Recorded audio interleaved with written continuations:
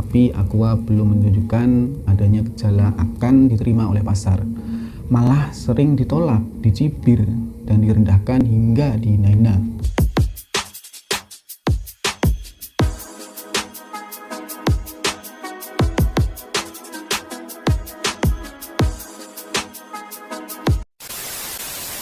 Bisa dikatakan kebanyakan dari orang yang sukses itu dulunya adalah orang yang susah. Apakah benar itu? Tapi bagi sebagian orang tak ada kata menyerah dan dia pun terus bekerja keras sampai mendapatkan apa yang mereka inginkan lewat perjuangan yang mungkin bagi sebagian orang itu sangatlah berat untuk dilalui guys.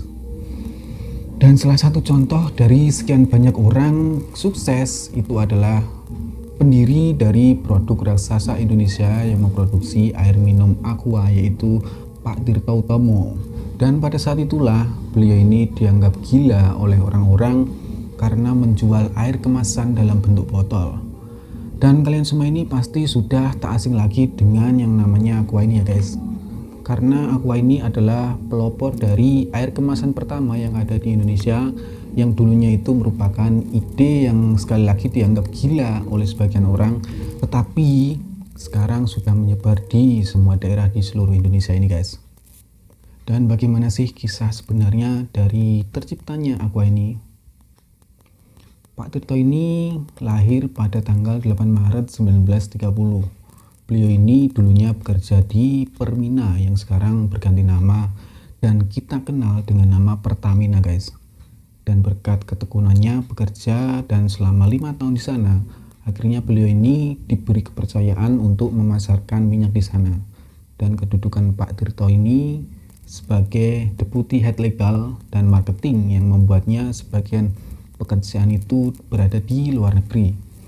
Dan pastinya banyak sekali berhadapan dengan klien-klien luar negeri. Dan ternyata dari sinilah awal mula terciptanya ide pembuatan air kemasan Aqua itu guys. Dulu pada tahun 1971, Pak Tirto ini akan mengadakan perundingan negosiasi kontrak kerjasama dengan wakil perusahaan dari Amerika Serikat di Jakarta. Nah, dan saat itulah ada kejadian yang membuat Pak Tirto ini malu dan begitu sedih karena ada salah satu tamunya yang mengatakan bahwa ia mengalami sakit perut dan diare setelah mengonsumsi air yang disediakan di sana. Dan setelah diperiksa ternyata ia mengalami gangguan pencernaan akibat minum air yang kurang higienis yang disajikan di sana guys. Pak Tirto pun seketika kebingungan, padahal menurutnya air itu sangatlah bersih dan setiap hari ia meminum tanpa ada masalah sedikit pun. Begitu juga dengan rekan-rekannya di kantor juga meminum air yang sama, semuanya tampak baik-baik saja. Lalu tamu tersebut bertanya beberapa hal tentang air minum itu guys. Dan maklum saja setelah diselidiki ternyata air minum yang disajikan pada saat itu adalah air dari tanah yang direbus secara tradisional. Dan untuk orang yang terbiasa meminumnya pasti tidak ada masalah sama sekali. Tapi bagi para tamu asing di luar sana yang selalu minum air yang higienis adalah sebuah bencana bagi mereka karena mereka terbiasa minum air putih yang tanpa direbus. Dan akhirnya dari sanalah Pak Tirto ini memiliki ide bisnis yang begitu cemerlang untuk menciptakan air minum dalam kemasan yang higienis dan sehat yang bisa diminum oleh siapa saja. Karena pada saat itu orang-orang masih banyak menggunakan air yang direbus untuk dikonsumsi sehari-hari. Dan begitupun di Indonesia belum ada orang yang memproduksi air minum dalam kemasan tersebut guys. Dan pada awalnya Pak Tirto itu sama sekali tidak mengerti bagaimana cara pemurnian air agar higienis. Dan akhirnya Pak Tirto ini memiliki ide untuk meminta keluarganya, terutama adiknya, untuk bekerja di perusahaan air minum yang bernama Polaris ini. Polaris ini adalah perusahaan air minum dalam kemasan yang sudah beroperasi sejak 16 tahun di Thailand. Tujuannya adalah untuk belajar agar memahami sejelas-jelasnya bagaimana produksi air minum itu dilakukan dan beserta cara memasarkannya. Dan singkat cerita, setelah adik dari Pak Tirto ini balik ke Indonesia, akhirnya ia memiliki cukup ilmu dan mengetahui cara membuat air minum dalam kemasan itu guys. Dan setelah yakin dengan ide bisnisnya ini, akhirnya Pak Tirto ini pun lantas mengundurkan diri dari perusahaan Pertamina tempatnya bekerja ini guys, dan mulai mendirikan perusahaan air minum dalam kemasan di Bekasi pada tahun 1973. Dan perusahaan itu diberi nama PT Golden Mississippi yang produksinya dimulai pada Agustus 1974. Dan untuk pertama kalinya produk ini menggunakan wadah botol kaca berukuran 950 ml, dan nama awal dari Aqua ini adalah Curitas, namun akhirnya diganti dengan nama Aqua dengan alasan mudah diucapkan dan mempresentasikan kata air itu sendiri secara langsung. Dan apakah penjualan Aqua langsung bagus pada saat itu? Apakah langsung dinikmati oleh konsumen? Ternyata tidak sama sekali guys, bahkan sangat buruk sekali, karena pada saat itu di Indonesia belum ada yang menjual air dalam kemasan, sehingga kehadiran Aqua ini tentu saja dianggap aneh oleh orang-orang pada saat itu. Mengapa kami harus membeli air minum yang bisa kami buat dengan mudah di rumah? Tanya salah satu orang yang saat itu ditawari produk Aqua. Ini adalah produk yang sangat konyol, masa orang disuruh beli air putih? Dan kata orang lainnya lagi, ada juga yang memberi masukan, coba deh Aqua ini diberi ada rasa seperti buah-buahan, seperti itu pastinya Aqua akan laris. Dan semua orang pada waktu itu tak ada yang mau membeli Aqua, dan semua strategi pemasaran yang dirancang oleh timnya akhirnya gagal semua guys. Pasar Indonesia rupanya belum bisa menerima air minum dalam kemasan, karena orang-orang beranggapan air rebusan dari sumur sudah dianggap begitu bagus untuk kebutuhan minum sehari-hari. Tahun mulai berganti, tapi nasib juga tak berubah.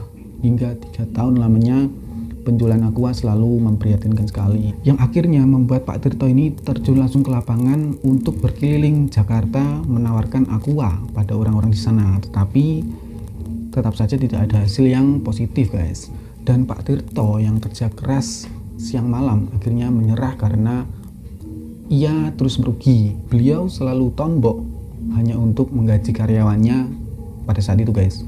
Uang yang ia keluarkan sudah cukup banyak sekali, tetapi Aqua belum menunjukkan adanya gejala akan diterima oleh pasar. Malah sering ditolak, dicibir, dan direndahkan hingga dihina-hina. Harapan Pak Tirto pun rupanya tak seindah dengan kenyataannya ini guys. Dan dalam keresahannya, lalu sebuah ide gila pun dilakukan kembali. Aqua akhirnya akan dinaikkan kembali harganya sampai 3 kali lipat dari harga sebelumnya. Lah, dari harga saat itu aja Aqua tidak laku, apalagi dinaikkan harganya. Ia pun seakan pasrah karena perusahaan pun akan segera ditutup. Toh jika tidak laku pun juga tidak ada masalah, begitu pikirnya. Dan strategi pun kini dirubah. Aqua mengganti target pasarnya yang semula mengincar masyarakat biasa, kini beralih ke perusahaan asing. Memang segmen pasarnya sangatlah kecil sekali, tapi tetaplah layak untuk dicoba. Karena pada saat itu perusahaan asing juga sudah cukup banyak di Jakarta, seperti perusahaan Korea yang waktu itu sedang menangani proyek tol Jagorawi. Dan setelah ditawarkan di sana, akhirnya tidak disangka-sangka ternyata penjualan Aqua malah naik pesat sekali guys. Produknya ini diterima, dan karyawan dari perusahaan asing itu pun merasa lebih segar saat minum air Aqua dibandingkan dengan air minum dari rebusan seperti yang sudah-sudah. Dikarenakan juga si bule-bule ini terbiasa minum air dalam kemasan saat di negaranya sana, dan bukan air minum yang direbus. Dan dari situlah orang-orang mulai percaya bahwa air minum Aqua ini merupakan air minum dengan kualitas yang sangat tinggi, dan yang akhirnya menular ke rekan-rekan kerja di pribumi itu sendiri guys, yang ikut minum air kemasan tersebut. Dan karena pekerja pribumi itu merasakan perbedaannya, akhirnya banyak sekali orang yang ingin tahu dan mencoba air Aqua ini. Aqua ini pun mulai bangkit dari perusahaannya yang dulu seakan mau runtuh, dan kini mulai diterima di kalangan masyarakat. Dan sejak akhir 1970-an, Aqua sudah mulai dikenal oleh warga lokal, dan kini menjadi perusahaan yang makmur hingga sekarang. Aqua pun mulai menyebar luas, apalagi saat ditemukannya teknologi botol air minum dalam kemasan plastik. sehingga aqua ini jadi lebih mudah didistribusikan, dan seiring dengan berjalannya waktu, aqua pun menjadi standar air minum yang segar dan sehat. Ia pun dijual di berbagai banyak restoran hingga ke tempat-tempat makan kecil di pelosok desa. Wow. Dan setelah sekian lama Pak Tirto menggeluti bisnis ini, akhirnya Pak Tirto ini meninggal pada tahun 1994. Namun semangatnya dan aqua terus selalu ada dan masih kita nikmati hingga sekarang. Dan dari sinilah kita banyak belajar tentang tak ada kesuksesan yang diraih tanpa cucuran keringat dan air mata, guys. Seperti itu.